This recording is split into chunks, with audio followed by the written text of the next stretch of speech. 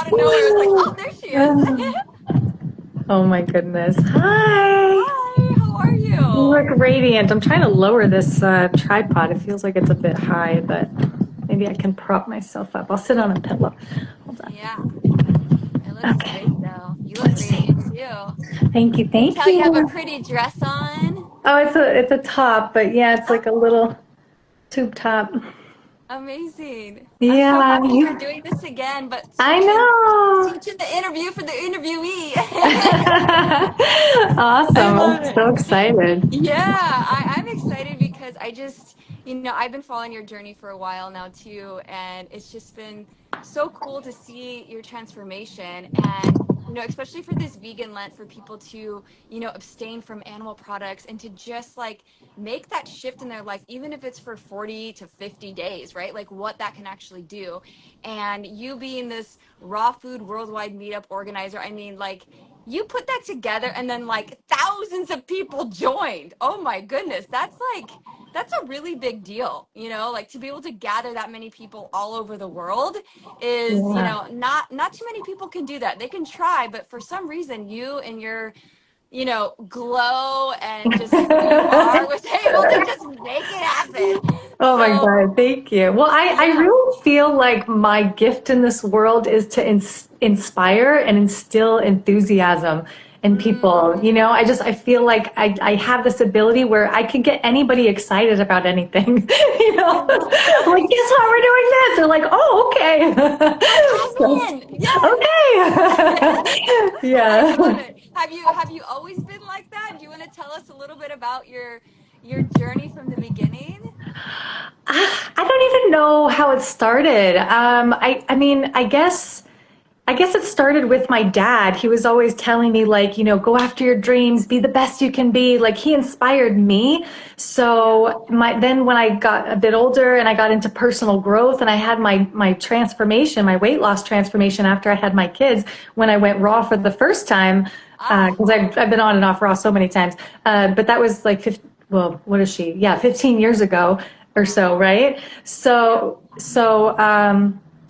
that just inspired me to want to share more, and just to like just show people like what's possible and like what can we do, and I think Yeah. it just kind of became something that I naturally felt passionate towards was, to uplift people, inspire people, and create change. I don't know. Yeah. So Yeah.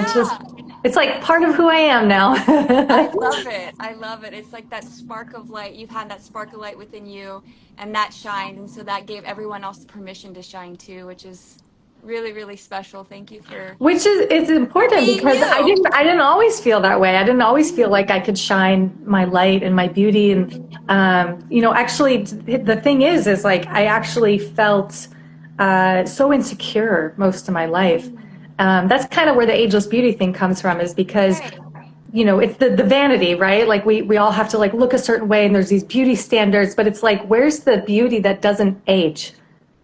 The beauty Mm. inside of us that doesn't age, and it's like these qualities like love and compassion and forgiveness, like that's ageless beauty, that's what I always try to tell people. Oh, So I love that. Can you share a little bit about that beginning journey and like whether it was when you lost all the weight or before that? Can you kind of walk us through? Tell us a story, Jamie Love. okay, so my mom, I love my mom, bless her soul, but she's so vain. And I love that. I love that about her because I wouldn't be who I am today if she wasn't so vain, She always got all dressed up. She couldn't leave the house without makeup on. She would even wear lipstick in the house when nobody was there. She just always had to have makeup on. Always like plucking her eyebrows or doing something. So I grew up the same way, but my mom was like, she was like really into like plastic surgery. And I knew that I didn't want to go down that route. I knew that I wanted to look and feel beautiful, like naturally. And I had rosacea and things like that. Like I had skin issues. Like I felt very inflamed. And when I went, well, first I went fully vegan because I was vegetarian my whole life, but I ate a lot of pasta, a lot of bread, a lot of junk food, soda, all that stuff. So I was still like, I wouldn't say vegan because it wasn't for animals. I just didn't like meat, but I was vegetarian, I would call it. And then I went vegan probably when I was like 18. And because of that, I lost weight, skin cleared up. I started looking and Wow. feeling really good. Plus, I was fasting, I was juicing, doing enemas. Wow. Like, I was like, this is the fountain of youth. This is the natural way to look and feel radiantly beautiful. And then when I went raw, like, even more so, like, I just felt like my natural beauty that God gave me Mhm. wants to shine through, but we cover it over with inflammation and we cover it over with, you know, lack of sleep, and we cover it over with our insecurities and our anger, and but our beauty wants to come through, so when we clean our body, and we clean our mind, and we get rid of all the negative thoughts, and we purify our heart and our spirit, that natural beauty just like radiates through. Plus, when you're eating healthy and you're taking care of yourself, it enhances your natural beautiful features anyway. So that was Mhm. my goal, was like, I didn't want to, like, I'm not opposed to wearing makeup. Like, I'll wear it if I had somewhere to go. I'm not totally anti makeup, but I want to feel beautiful in my skin, like just Mhm. by itself. And I want to feel confident in my skin. So that's kind of like, where it all stemmed from. And Wow. then, yeah, I got into, well, because we can't really help aging, right? Yeah. Like, but I was thinking, like, I'm going to be 41 in like a week, like exactly a week away. And I'm thinking, like, I don't feel bad about it. I feel actually Yeah. excited. I'm like, oh, I'm going to be 41. And I Yeah. would feel the same way if I was turning 97. I'd be like, I'm turning 97. Like, it's just having that youthful spirit. And no matter what your age is, like, we can just feel alive and youthful and vibrant and playful, like through every stage of our life.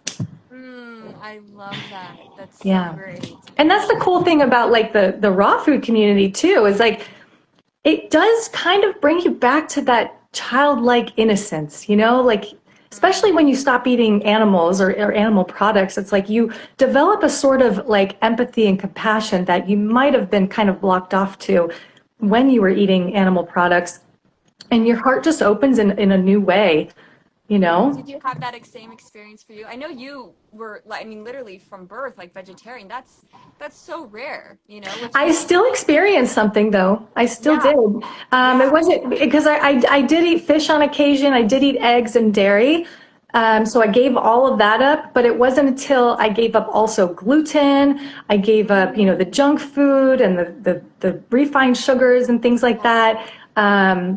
That, the clarity just started to come back in. My heart started to open more. Yeah. Um, I remember I used to watch horror movies when I was younger. Okay.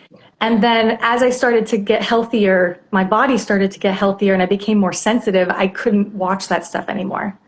So, Yeah, yeah, I bet. yeah. I mean, that I can't watch it. I can't even believe. I remember when I was a kid, I used to watch, those like true crimes or whatever, and then you'd always have nightmares. You're like, well, I wonder why I have nightmares, because I'm literally putting all that junk into your mind before you go to sleep, or I just had in there. So, so many nightmares. Yeah. yeah, yeah, and that creates that fear and that anxiety within your body, which also can create stuff on your face and the way you eat to try to numb those feelings, So, And you don't even realize it, but like when you start to clean your body up and you start being more mindful about what you're putting in your body, and then you're like, oh, okay, what else am I?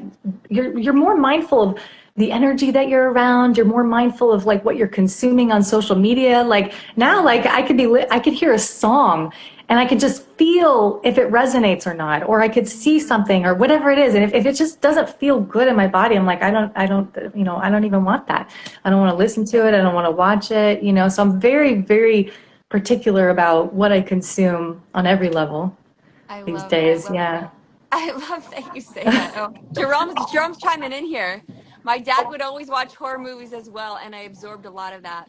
The mind Yeah. Yeah. control. My Yep. mom was the same way. My mom used to watch these Lifetime kidnapping movies. Oh yeah. True stories, So it was like, I don't know, I guess, and I had friends that watched it too. So like I'd go to my friend's house, she'd be watching a Lifetime movie, and like, I was always like around these Lifetime kidnappings. So then I always grew up with this fear that my kids were going to be kidnapped, and it just puts all this fear inside of you. And I had to Totally. do a lot of work to like let go of all of that to try to not live in fear.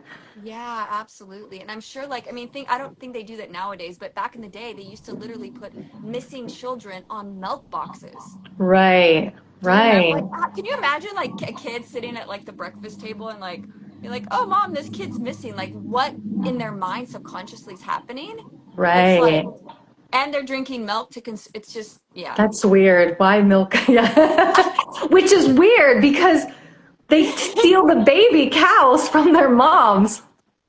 Think about that. Oh I my know. God. Oh That's my so God. crazy. Like the It's irony of like you're drinking milk from a mother whose baby was kidnapped from her, oh my and they put the gosh. kidnapped child's face on the milk carton. That's so ironic.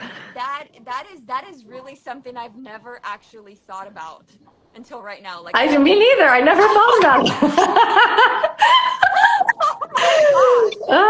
The about horror. The it. horror. Yeah. Oh my goodness. Okay.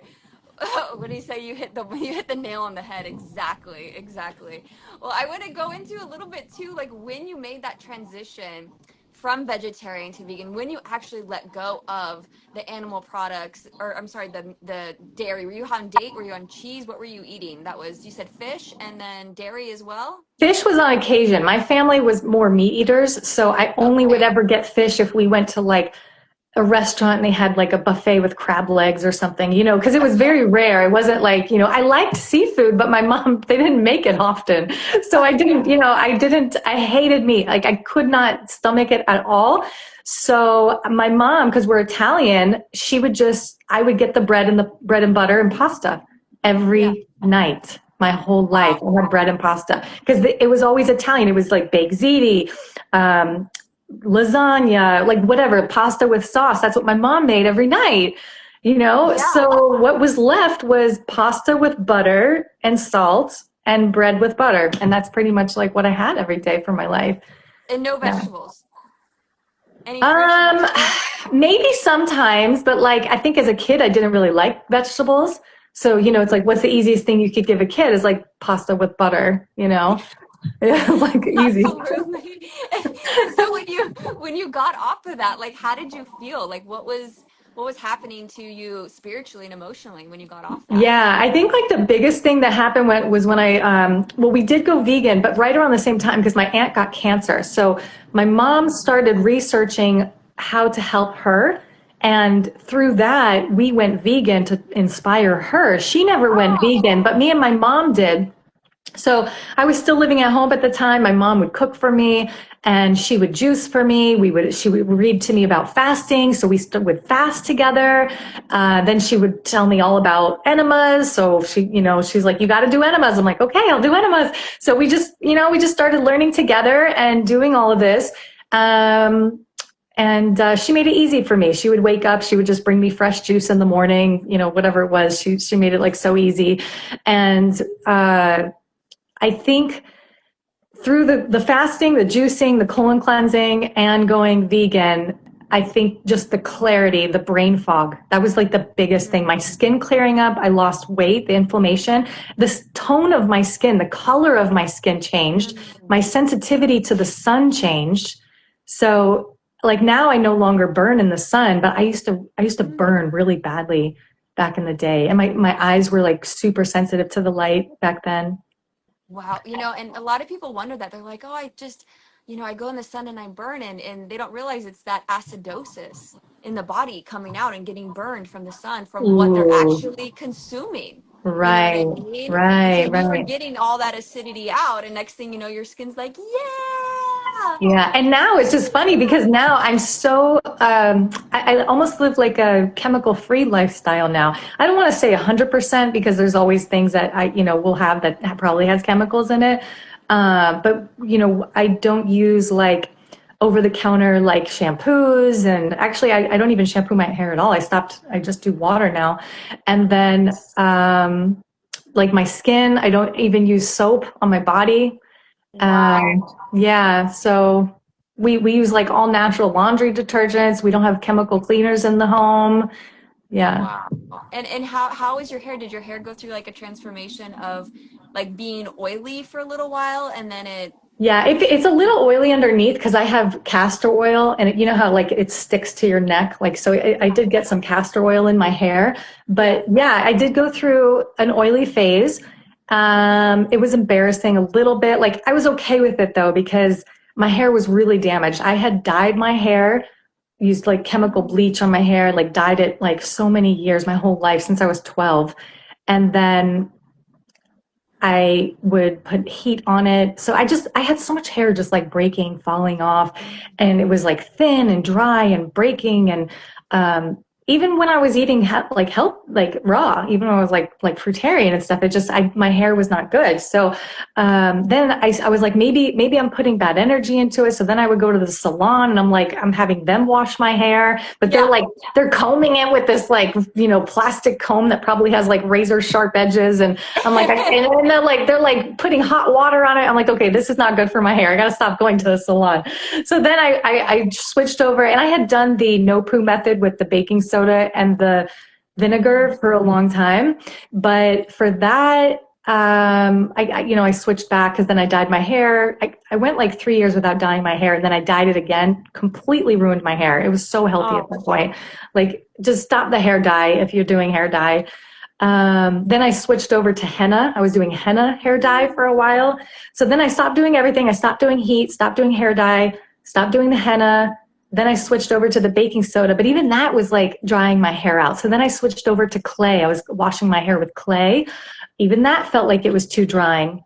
Yeah. And then my mom said she uses water, but she's like 70. So I'm like, well, you can get away with it. You don't have any oil on your scalp, But then one of the girls in my group was like, oh, my friend just uses water. And I was like, you know what? I'm going to try it. So I just tried it because I don't work. I don't have to like go to a job or anything. Like, I have the freedom to be able to go through this greasy stage on my own, Yeah. So yeah, it did get a little greasy. I would just like put it back in braids and things like that. And then it started to normalize out, and we'll still get a little greasy like on the top sometimes, or like underneath. But for the most part, it's so much softer. It's growing, which I'm happy about. And it feels like thicker, and it just feels more like like a woman's hair. You know what I mean? Like, women, I feel like we're just supposed to have long, thick, Yeah. soft hair, like wild Yes. almost, like this goddess hair, that's what I always Yes. wanted, like just this like wild goddess hair, So I that's love it. kind of, And it's like your antennas, you know what I mean? Like yeah, they're also your spiritual antennas. So when we stop messing with it, then you can receive more, right? yeah. Yeah, so that's beautiful. I love. And how long have Oh you yeah, been doing I it did for? stop cutting it too. Although my daughter, like, she's like, you need to trim your dead ends. So I did let her like cut the dead ends off not too long. As soon as she was like, I was like, well, you want to do it? And she was like, yeah. So she ran to get the scissors because she's like, if I change my mind, mom's gonna say no. And you know how like Oh my teen gosh. girls they love like painting nails, cutting hair. So That is she so ran so cute. fast to get the scissors because she was so excited to cut my hair. I love it. I remember as a kid, like I always loved to like pop pimples, I you know? love Like popping pimples. I love popping pimples. That is like everyone's like, can I get that pimple on your back? look at that. Yeah. Oh, that's Oh, so that's so funny. funny. That's really Yeah. funny. I love it. And so when you went down this path, and you obviously your hair is becoming itself and It's becoming getting there. Yeah, it's getting getting there. is this a recent thing, or has this been happening, like when was the last time you actually washed your hair? With shampoo, maybe a year. Nice, girl. Yeah. Yeah, looks amazing. Yeah. I Yeah. mean, my husband said it doesn't smell, so I'm like, and I'll do the dry brushing and I'll comb it, like I'll try to keep it in braids as often as possible. I braid it at night. So Cool. my biggest thing is I'm just trying to nurse it back to health. I'm just trying to like let it do its thing. That's Yeah, it. Yeah. that's it. Let it do its thing. Yeah. Yeah. Well, I want to go into a little bit about your pregnancy and birth, because you said that after you got pregnant, like, can you tell me a little bit of that story about gaining weight and then losing it and all of that? Yeah, so I did go vegan with my son, but like I said, I was still eating I wasn't eating like a whole food plant-based vegan diet, and I wasn't doing raw. So when I got pregnant with my son, I still ate like a lot of junk food, vegan stuff, and I gained 60 pounds with my son. Wow. Wow. Um, And then I had him 3 years later. I had my daughter, and I gained, oh no, I gained 50 pounds with my son. And my second pregnancy, I gained 60 pounds. So Wow. then I was eating dairy. I went back to vegetarian actually during this time because I was back Mm. because my ex-husband is not vegetarian or anything. He's a meat eater, junk food eater, restaurant eater, fast food eater. So I was just like, I'm eating whatever, like I was like whatever. Like I didn't eat meat, obviously, but like I would still eat like dairy and um, eggs and bread and junk food, ice cream, all that stuff. So, anyways, yeah, I gained a lot of weight. My poor children. I actually feel so bad for my kids that I ate that stuff while I was pregnant. Um, because I think the body needs to clean out before you get pregnant, before you conceive. But we'll save that for my next child. Yeah, but do So the best you can, with yeah, food. yeah. So then when I after I had my daughter, I was like, I saw Dr. Furman on Mm. TV. He was doing a special talking about his book Eat to Live.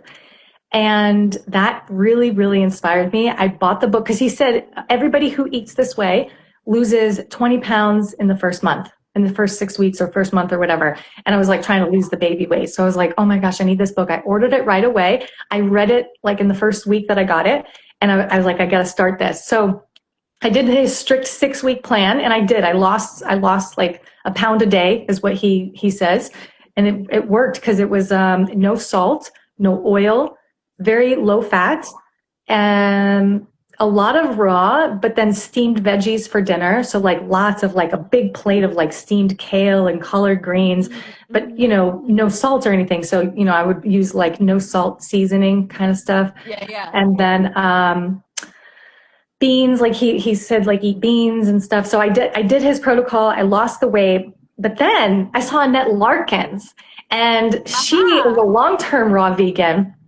And I saw this little segment of her on the news, and they said this woman found the fountain of youth, and she was in her 60s. She looked like she was in her 30s, and I was like, how is that possible? So Right. I mean, you know me with the raised by the vanity mom, like wanting to look beautiful.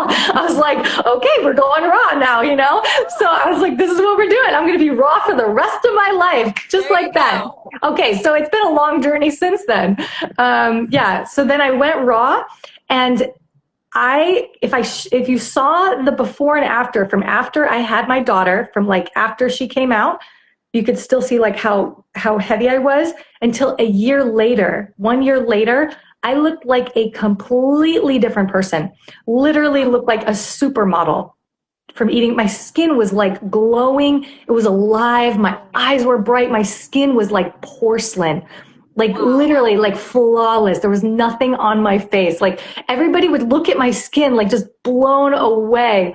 What else? All like I was very, very thin, like perfect build, not too skinny, just like beautiful. Like my body, I probably had the body of a probably better than I was when I was in high school. Mm. I was fitting into clothes that I hadn't fit in years. What else? I felt way more connected to my purpose. And then since then, I teeter-tottered. I kind of, yo-yoed back and forth with the raw vegan diet. Um, the thing is that I never really solidified the vegan diet. Mm. So I would yo-yo back between raw vegan and vegetarian. Mm. And I would go back to vegetarian. I did this for many years until probably 6 years ago. I finally was like I'm going to go vegan. So now I'm like, like really, really strict on the vegan. And it's easy for me. It used to be hard for me to not eat the dairy and the eggs. Now I don't think about dairy or eggs or animal products at all. It took a long time for me to get here, but I feel like every time I fell, every trial and error, like, I got stronger. And then then now I do struggle with the raw vegan diet, but I'm so much like, I don't even know how to say this. Like, even though I struggle with it, I don't,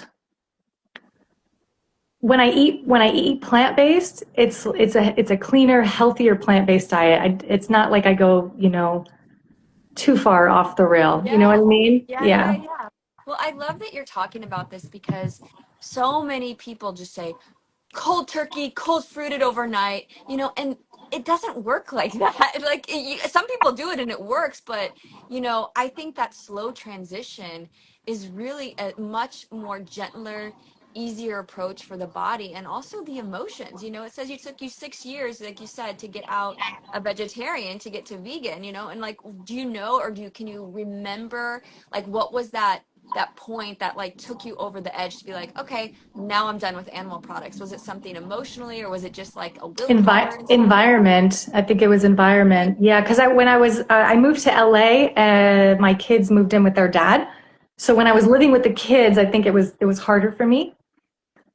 got it. And then also when I moved to LA, not only did I not have to cook for the kids every night, every day, I also created the raw food worldwide meetup. So having community of people, like-minded people, also really helped. And because there's so many vegans, not just raw foodists, but like hardcore vegans here in LA that would come to my Yeah. meetups, really, really shined a light for me to do it for animals, not just for health reasons. Because for me, it was always the beauty, the aesthetic. It was always the health reasons. It was always longevity. But, the thing with the animals never really clicked for me because I Mhm. never actually ate animals. I didn't really eat meat. Right. So it wasn't really my big why.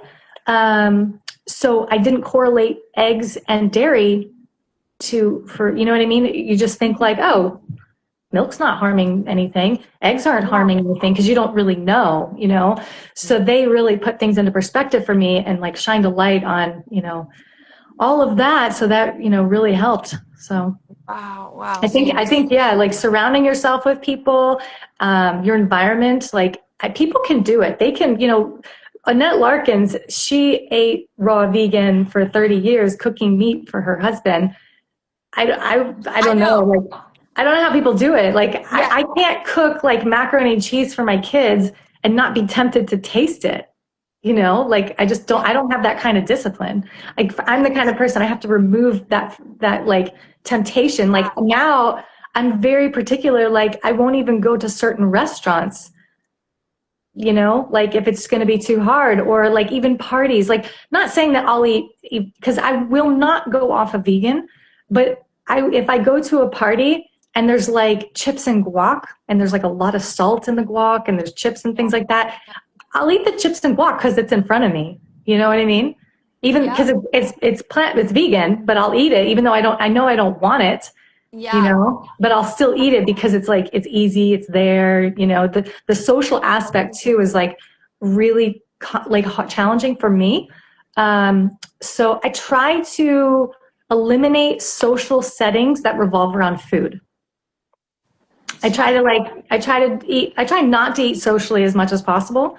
So I have more control over what I'm eating. And then when I socialize with people, I try to do other activities. Yeah, I think that's it. That's a really good advice, especially when you are in that and you're changing your lifestyle. Because if you quit drinking alcohol, but you continue to go to the bar, it's going to be so Yeah, difficult to not have a totally. drink. You know what I mean? You gotta give up the bar if you're giving up That's the so alcohol. true. So Yeah. I mean, it's kind of sad because our whole society and culture revolves around food with the social aspect. You think of like holidays, birthdays, yeah, business meetings, convention, everywhere you go, you're the first thing you're thinking of what kind of food do they have here? right. That's what And we're thinking of. yep. And what food can I bring? What can I share with people, because it's a way of for people to express their love, which is why I love the fact that you made this raw food worldwide meetup, right? So now Yeah. you have these meetups where everybody can come and enjoy food that you want to Right. eat. It's Right. So we are social beings. We like to eat and socialize. So I did create the Raw Food Worldwide Meetup for people to be able to socialize and share, their passion with raw foods and health. Um, but I think what I was referring to with what makes it hard is that society and the culture, the food that they're revolving around isn't necessarily the food that we want to be eating. So that does make it a little bit complicated. That's why it's really important to find community that does eat the same way. Not that we can't, still have experiences, yeah, in other settings with different forms of food, because you can always bring your own food wherever you go.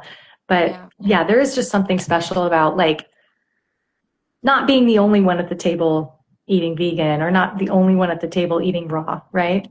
Yeah, yeah, I Yeah. definitely can relate to that for sure. It's like, oh, just gonna sit here and we're gonna eat our fruit. But you know what? I always tell people like when you bring like let's say fruit or like a big salad, people always end up coming to it. Oh, You people know, love like the fruit. They go for the fruit salad or whatever. If there's fruit, it's yeah, always gone. Yeah. yeah, it's always Yeah. gone right away. And then they go to everything else, which is just so telling, what people are naturally inclined to want to eat. They see the colorful fruits and the colors and they're like, oh, yes, let's have this. So, and Yeah. especially children, you can see it in children right away. Yeah.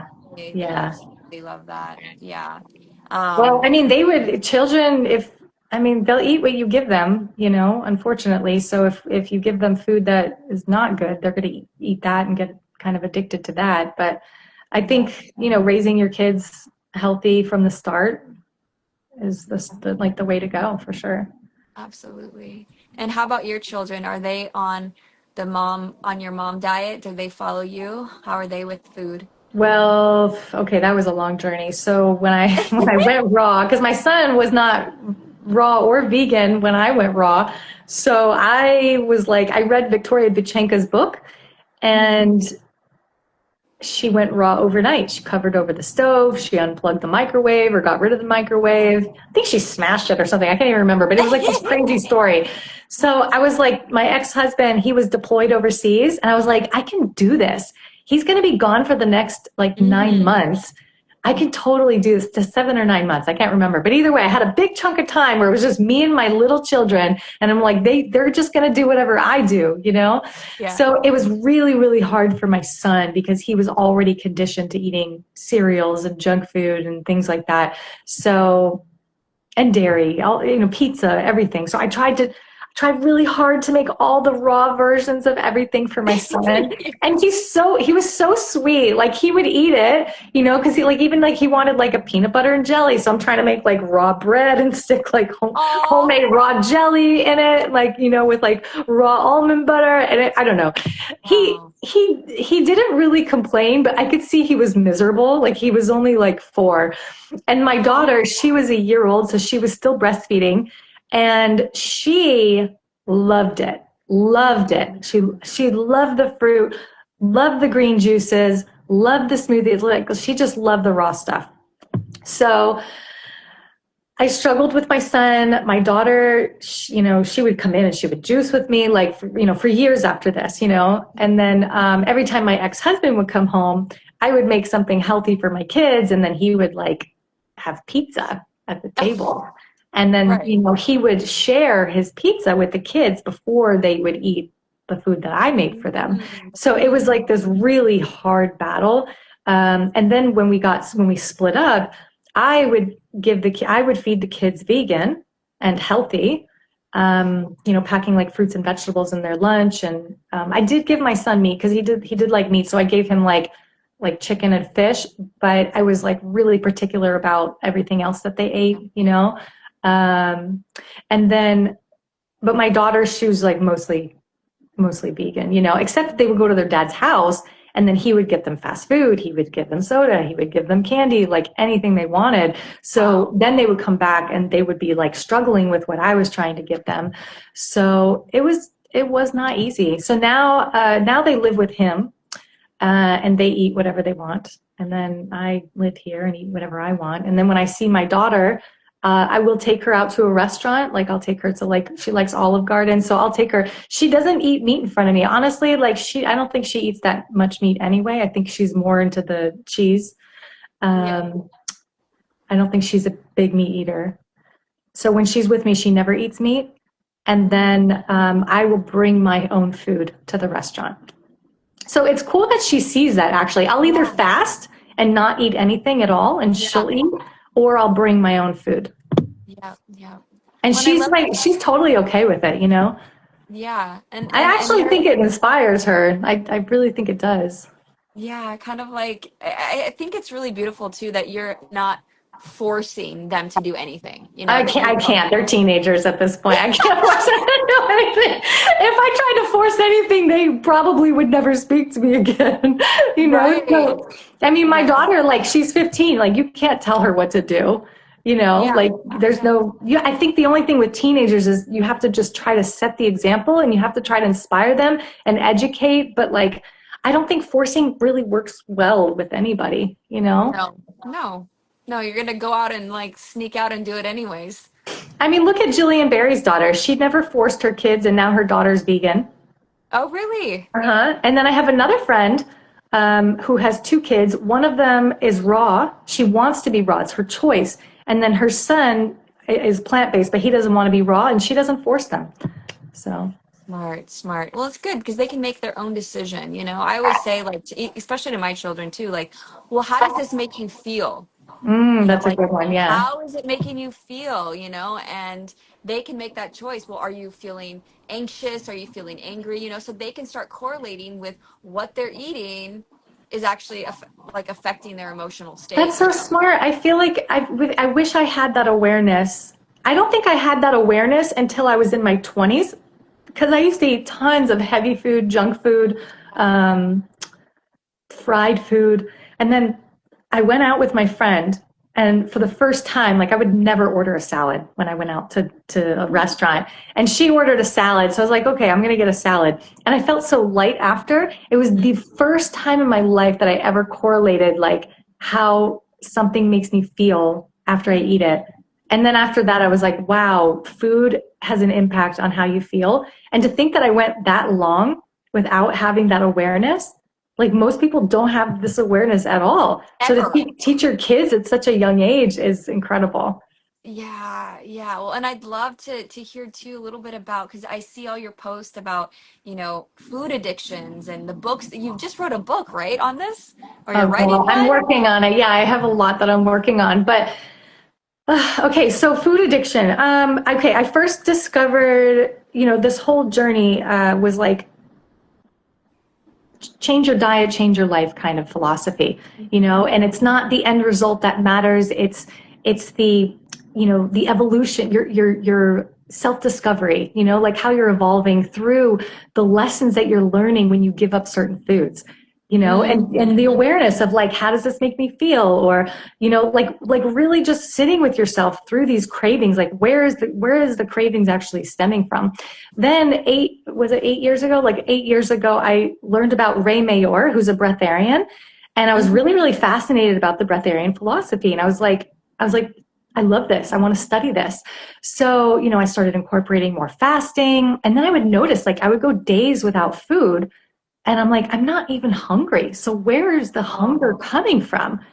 And then like yeah. the second you take a bite of food, the hunger comes back in and you're like looking for food everywhere, like you're like, oh my God, I wasn't even hungry. But the second I had that taste, it's almost like Eve with the forbidden apple in the garden. You know what I mean? Like the hunger Yeah. came back. And then I just started really realizing, then I read Victoria Bachenko's book, 12 Steps to Raw. So 12 steps is like a 12-step program of food addiction. So she talks about being addicted to cooked food. But then I read another breatharian book. His name was Sunfire Jericho, or Jericho Oh, Sunfire. yeah, yeah, yeah. Oh my God. Yeah. He talks about food addiction, and the way he talks about it, I was like, holy crap. Like it makes so much sense. Like how we're just all so addicted to food. And then, I see these people who, I'm not saying like we all need to be breatharian. I think we're all just naturally breatharian. Yeah. But I don't have any like strong goals or like, I'm not striving to do anything. I'm just on my own journey, just seeing where life takes me. But there are people who I'm witnessing going a long periods of time without eating, and they're thriving. Yeah. So if that's the case, if we don't need to eat as much as we do, why do we eat so much? Why do we even think that we need certain foods in order to live, or in order to survive, in order to be healthy? It's all just like comes down to our beliefs. Like, I mean, even when it comes to the protein myth, you Oh, know? yeah. Oh, So yeah. it's like if you need protein, you need protein to build muscle or whatever. But there's like so many vegans who are not eating animals, getting plant protein or whatever. So, Yeah. it's like just so much cognitive dissonance around food, you know? And then there's like one study saying like you need this to be healthy, and then another study that says the opposite, you know? Yeah. What do you believe? You know, people Yeah, just so it's like, what do you believe? And then you have to just kind of get in touch with your own intuition of like, because the truth is distorted. Like we don't even know what the truth is. We don't know what causes people to age slowly 100%. We're still learning. We don't know what makes someone live to 100 years old because diet's not all. It's not just diet. There's so many different factors that go into play. So back to the food addiction, I was just kind of trying to this is where it came from. I gained 40 pounds last year. okay. Okay, so I stopped eating raw. I went through some hard challenges with my family. I gained 40 pounds. Um, it was rough. It was really rough. So then I did like a couple months where I was like fed up with it. And I was like, I can't stop eating. And I was like, I have this addiction. It's so bad. So I don't want to eat for pleasure. So that was Mm, my main thing. So I did like kind of like my own Lent. It was like kind of like, not during Lent, but it was kind of like my own Lent. I did like 4 months where I had no salt, no oil, no seasonings, like no seasonings, not no garlic, no like not like nothing, yeah. no onion Cayenne, powder, nothing, no cayenne, paprika. nothing, Yeah. no seasonings. And I also was not really doing fruit. I did a little bit of fruit, but like I did fruit that wasn't super sweet and fruit that wasn't even my favorite, you know? Mm, And then I did mostly just steamed vegetables because I just wanted to experiment to see where this addiction is coming from, right? Because if my body was truly hungry, I would eat anything. I would eat whatever's in front of me. But if you really try the experiment, you look at the food that doesn't have the flavor and you're like, I don't really want that. I'm yeah. not I'm not really in the mood for that. So it's like, okay, well, if you don't want it just as it is, then you're not actually hungry. So it's like, where is that hunger coming from? It's coming from boredom. It's coming from habit. It's coming from emotional regulation. It's coming from you're numbing something, anxiety, the social anxiety. A lot of times we go to parties and we're not even hungry and we eat because it's like calming us down of being around people. It gives us something to do. Yeah. We eat socially. We eat for entertainment. We eat for the pleasure of it. We eat for the high of it. Like Mm, you put all those spices on your food, you're having like like almost like not an out of body experience, but you're having some sort of a altered consciousness right. experience, you know? Yeah, So absolutely. Yeah, like the hot sauce is all on that's what top, I'm talking about. Yeah, so you're not actually eating because you're hungry. Yeah. So it's like, okay, if you just try to eat just for nourishment, just for the biological need to live so you don't die tomorrow, would you actually eat this food? And like 99% of the time, like you're not actually hungry for to live. Yeah. So we don't even cue into those hunger signals, those full signals. We're doing other things while we're eating. We're on our phone, we're watching YouTube, we're having a conversation at the dinner table, and we're not actually being mindful with our body. And if you are mindful, you'll notice that you take like 2-3 bites, a couple bites, and you're already feeling full. Wow. It really doesn't take that much to feel full. Yeah. So Dr. Furman has this thing. He says, eat as much as you want, but stop before you're full.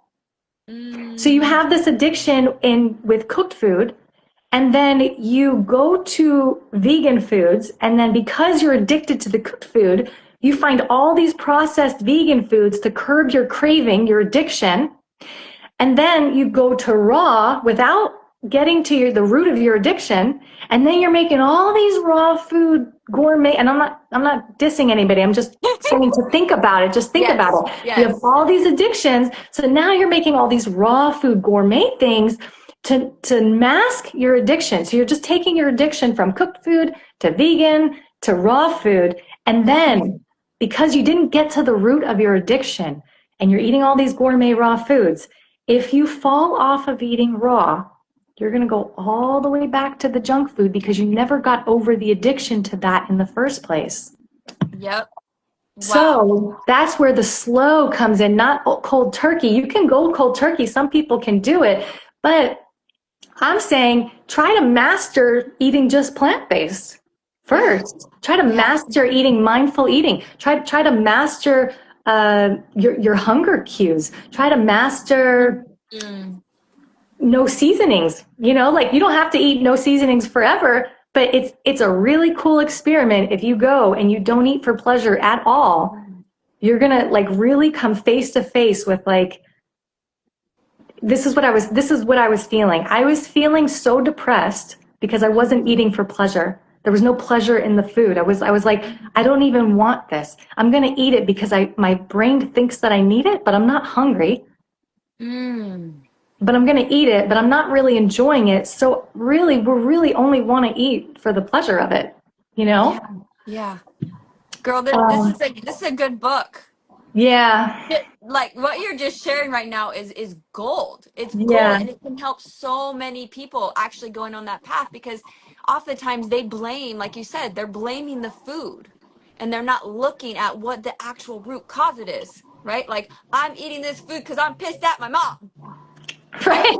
right, I'm pissed at my mom, right. so I'm gonna eat this, I'm gonna eat that. It doesn't matter which diet you choose, because it's all Hmm. just like you said, it's masking what And you. and then I realized how much I use food as like a substitute for joy in my life, because when I took away the pleasure and I wasn't getting the dopamine hit from the food, I got depressed and I almost got to this feeling like, if I can't eat for pleasure, what is the point of even being here?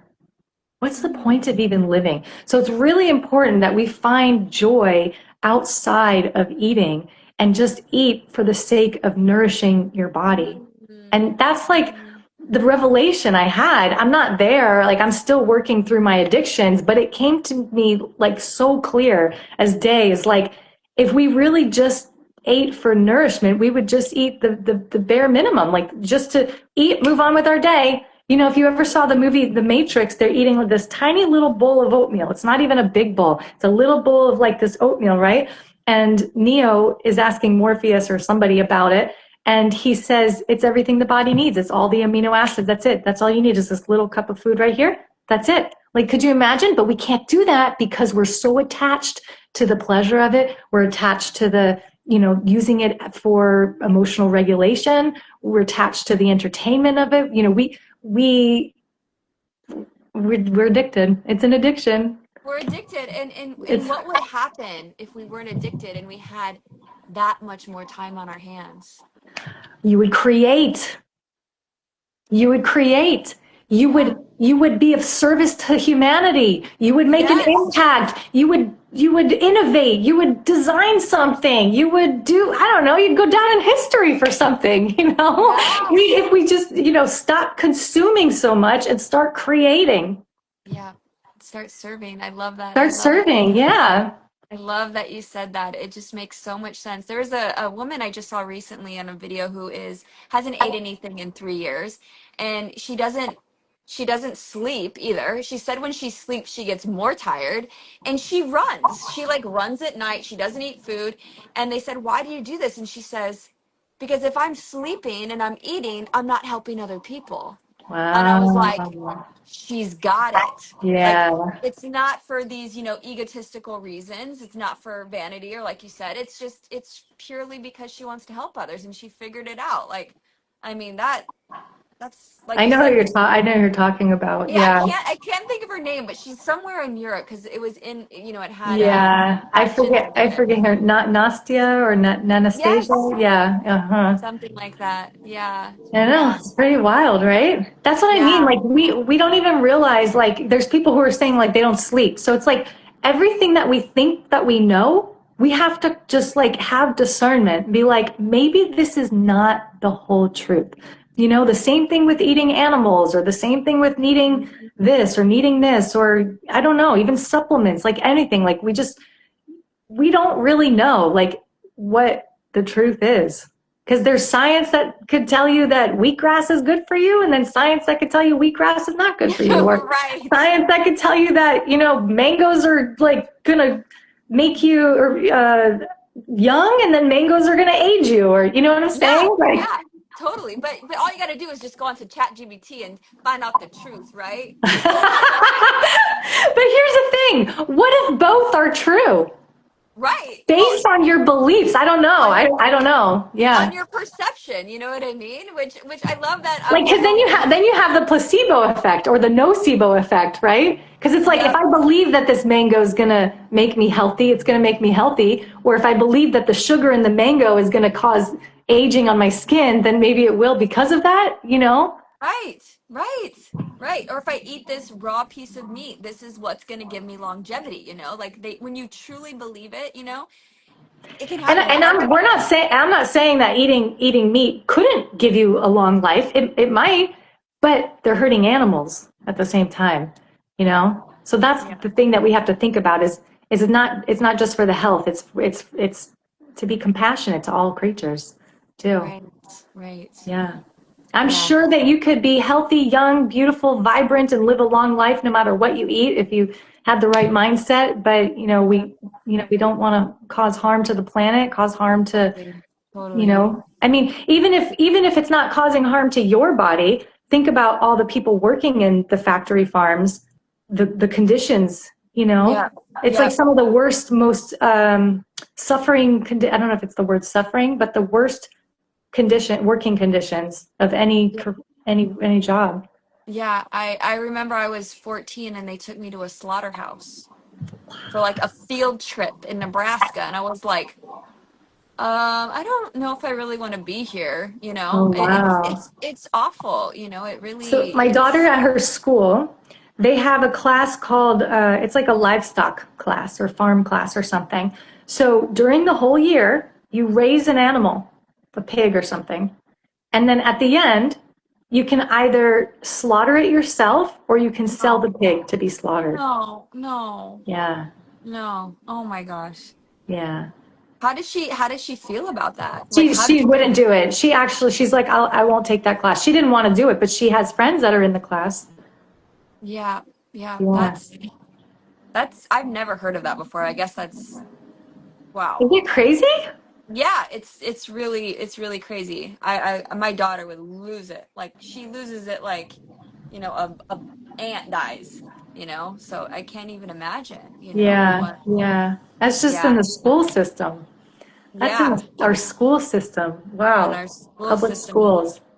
I yeah, and the farmers that are like agreeing upon this too and like let's bring this to children, you know? But in some people like when you grow up on a farm, they just see that as like normal. Like for them Well, yeah. it doesn't even correlate, you know what I mean? Because if they grow up on a farm, like I grew up on a turkey farm, you know? I think it So, also has to do with religion too. And a lot of religions, because I don't know if you've seen Christspiracy. Have you seen Christspiracy? oh yeah. So a Oh lot of yeah. religions are for, like, not just okay with eating animals. Like they think that, killing and sacrificing and eating animals is actually like gonna, help them spiritually in some way, or that's what God wanted, or God told him to, eat the Right. animals or whatever. So I think if you're in like a religious town too, Yeah. Yeah, in for in sure. the and the school is more like Christian based, you know what I mean? Well, Um, it's yeah. interesting you talk about this because if you know you look at the Ten Commandments and the first one is thou shalt not kill, and they don't realize that thou shalt not kill is actually all things, Yeah. you know. So there's it just things get construed, right? And that movie's so good. I cried so much in that movie. It's such a good movie. It's such a good Yes. movie. It really clarified things for me because I grew up not eating animals, I was okay with everybody eating animals around me because I didn't think about the animals. I was just like, everybody eats meat. Everybody Yeah. eats meat but me. I'm Yeah. the only one. I didn't know anybody who didn't eat meat. So I thought I was weird, I don't even think I knew that what a vegan was until I was like 20 or 18 or something. Wow. Because you just were. Yeah, I just called myself a vegetarian. I didn't even know that vegan was a thing. Yeah. So I went to this church a few years ago because it was by my house, and I never went to Christian church. I had always gone to Catholic church all my life, and then I stopped going to church for a few years, and then I was like, I'm going to try this Christian church out, and they would get like Korean barbecue for everybody. I wouldn't eat, and I would explain to them that I was vegan. Never once did I push my beliefs onto any of them, but they all made me feel uncomfortable for not eating animals, even the pastors. So that said something to me of like how distorted like reality is. You know what I mean? Like it's like Right. everyone's living their life through the lens of their own perceptions, which is such a weird thing to think about, you Yep. know? Yep. Yep. I mean, that's exactly what it is. You're right. Everyone's living through their own, it's like this is their world, right? And that's their perception of Yeah. how, and then you have your own, and then we're looking at each other. And sometimes they intermingle and sometimes they're Oh, I love missing when the they mark. intermingle. When I can look into someone's eyes and I'm Yeah. like, I see you, you see me, we're on the Yeah. same wavelength, we Totally. get it. It's almost like this telepathic understanding of like, you know, it's For just sure. amazing. For sure. And And when, and someone when, just said, oh. they look like the same person. The same person talking to each other. Well, I was looking at the flyer that you made. I was like, wow, we really do look like the same, just in a different facial expression. That's We're so both in funny. the same sphere of reality. We both have like similar perceptions of Well, it's reality. funny because you know they say that like when people have pets for a long time, the pets and the humans start to Yeah. resemble each other. You Yeah. know, and I don't know, like husband and wives can start to look alike. Totally. You know what I mean? Totally. So, That's so that's funny. interesting. I don't know why, but Yeah, yeah, I love that. And what you were saying something else, and I interrupted you. I apologize. You had a train of thought before I mentioned the we look alike. Someone said we look alike. Um, if you don't remember, that's no I worries. can't remember. I don't remember Yeah. what we were talking about. I don't know. Let's What is there anything we didn't cover? I don't think so. I mean, do you want to share a little bit more about, obviously you have this book in the works, but you have other books, you have music that Well, you I'm share. not putting this book out yet because I'm still in the process of working through my addiction. But right now I'm not focused so much on trying to be raw. I'm focused on discipline and consistency in my diet right now with whole food plant-based and Mhm. trying to practice mindful eating, trying to stop eating before I'm full. Um, yeah, that's what I'm really focusing on right now. And then, yeah, I use AI to make stuff. So I love to create. I Yeah. think that we're all creators. And I think that AI is an amazing tool that we can use to, you know, break through our limiting beliefs. And, you know, what it's done for me is it just really just expanded my creative genius. Mm-hmm. I used to like have ideas and I would sit on them, but I felt stuck. And now I feel like I can create. And I feel like that's what we're really meant to do in this world is we're meant to create, we're meant to serve, we're meant to make the world a better place. So yeah, I make music, I write books, videos, and I think that's it. Yeah. Oh, and the Raw Food Worldwide Meetup I created. So that we do a few times a year, and anybody can host a raw food meetup. You don't even have to be, you know, fully raw or anything like that. It's just people who want to just eat raw together with other people. Mm-hmm. And I'm trying to think. So you could do it any like whatever city that you're in.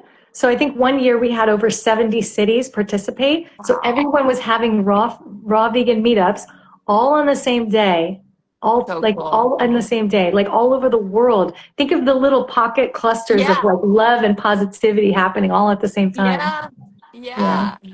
I love That was that. my vision. That was my vision, you know, just because like, you know, when people are together, they're eating healthy, there's so much love, like everybody's just like you can feel it. Like when you go to these raw food meetups, there's so much love. Everybody's kind to each other. Like there's so much love radiating. You feel like you're like, I don't know, on some kind of like psychedelic drug or Yeah, something, you yeah, know what I yeah. mean? I feel like I'm on like MDMA or something, you know? So it's like, it just, you get this high, you know? And like everybody's feeling like that. So we're like, our consciousness is raising, our hearts are open. That's expanding to the communities outside of us. Energetically, it's affecting, you know, our vibration is raising. We're affecting people outside of the pocket of this community. And then when you have that all over the world happening on the same day, it's like, you know, we're just like encapsulating the earth. Well, however you see it, whether this or this, but we're Yeah. encapsulating whatever your perception is. encapsulating the land of the world of Earth. Yeah, yeah. And you know what I mean? Like we're Yes. helping to elevate the consciousness of the planet. So beautiful. Or Well, the whatever you call it. I don't know. I feel like I can't say anything without offending people, you know, especially like there's like people in the raw food community who are, well, anybody, but they're like flat earthers. So like if I say globe or planet, and I don't really care yeah, about yeah, either yeah. way, but if I say something, they'll just start debating me. They're like, it's not a globe, or it's not this. And I'm like, I don't care. I'm I just know, really. I know. They're coming in the comments, girl.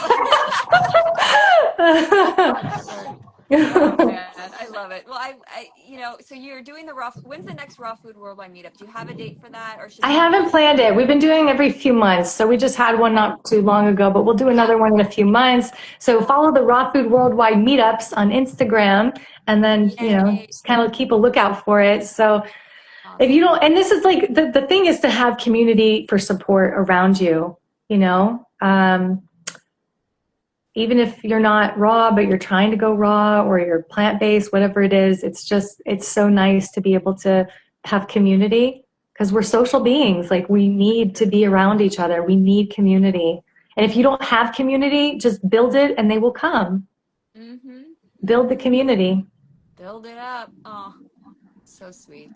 Thank you Yeah. so much for coming on here today. Oh my God. Thank you for having me. It's like I'm just talking to a sister over and over again, like on the Yay. phone back in the day.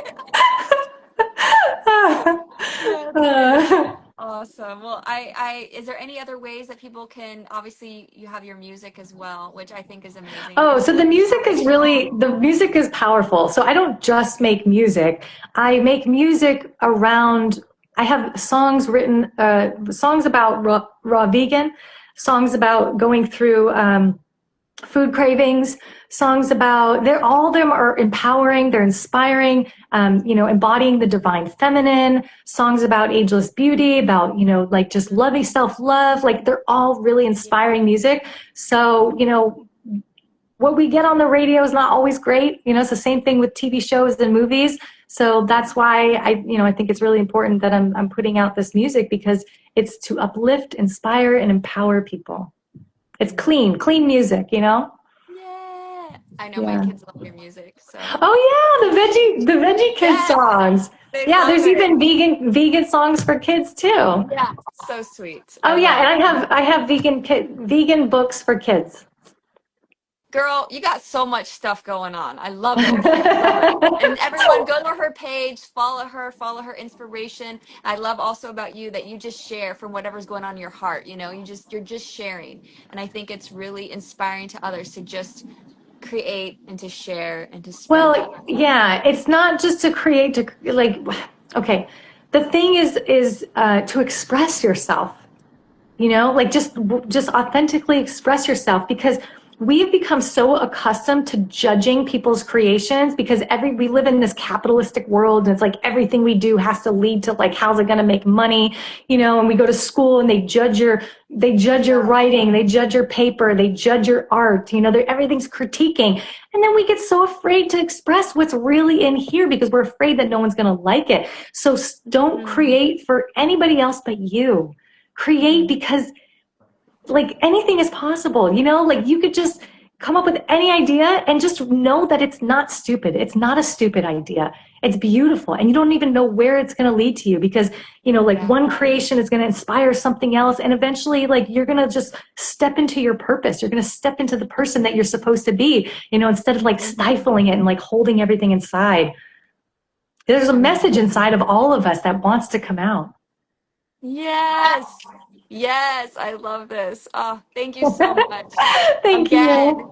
for joining us, for being on here. What an inspiration you Oh wait, are. what seven deadly sin are you on? We are on Pride. Right, okay. I was thinking Yes. about that, and pride, there's a very fine line between pride and self-love, Oh yeah. you Oh know? yeah. And I Yep. think I'll just say this one last thing before we go, is that a lot of times we dim our light because we're afraid that loving ourselves will come across as pride. Mm, that's a good one. Everyone, think about that. Take that in the homework. That's great. That's great. Yeah, that's absolutely true. Yeah, Yeah, there is that fine line for sure. But yeah. when you like you said, when you love yourself and you start loving your creations, who you are, who God made you, then really, and you're not like gloating about it. I mean, like, look at me, I'm better than you. I think that's the trick is like it's not thinking you're better than somebody else. Right, It's right, right, about right, right. being okay with who you are, but also being okay with who other people are and where they're at and not judging, like you said, not judging the other person for where they're at. And they're not, if they're not up to where you're at. Right, And we right. talked about that in like the vegan community, the raw vegan community, the carnivore community. Everyone does that, right? They're judging each other. Well, I'm better than you because If I'm anything, better. I think there's more judgment in the vegan and raw vegan community like than anywhere else. I don't know why, Wow. but there's a lot of judgment. Yeah. There's a Yeah. lot of judgment. Yeah, letting others voluntarily. Yes, yes. Yes. Yeah, we got to Yes. stop the judgment, you guys. Not Stop the like toward judgment. ourselves, towards other people. Yeah, Amen. yeah. Amen. I think that like That's good. with pride too is like being able to love yourself, but also see like your shortcomings, like where you need to evolve, where you need to improve on, like um yeah, Totally. yeah. Absolutely. Absolutely, girl. Well, I gotta go feed this little baby down I there. have to pee. I've been holding it the whole time.